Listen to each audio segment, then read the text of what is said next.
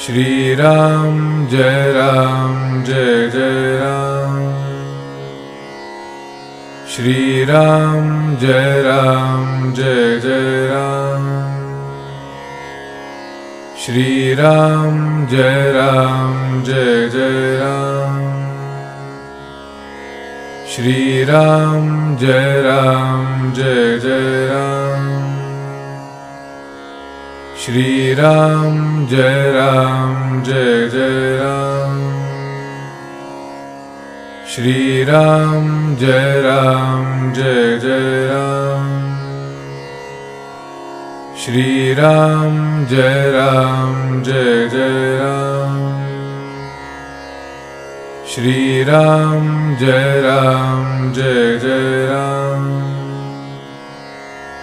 Shri Ram Jai Ram Jai Jai Ram. Shri Ram Jai Ram Jai Jai Ram. Shri Ram Jai Ram Jai Jai Ram. Shri Ram Jai Ram Jai Jai Ram. Shri Ram Jai Ram Jai Jai Ram.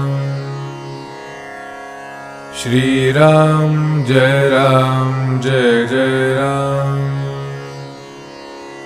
Shri Ram Jai Ram Jai Jai Ram. Shri Ram Jai Ram Jai Jai Ram.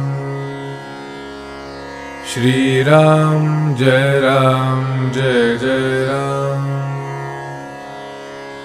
Shri Ram Jai Ram Jai Jai Ram. Shri Ram Jai Ram.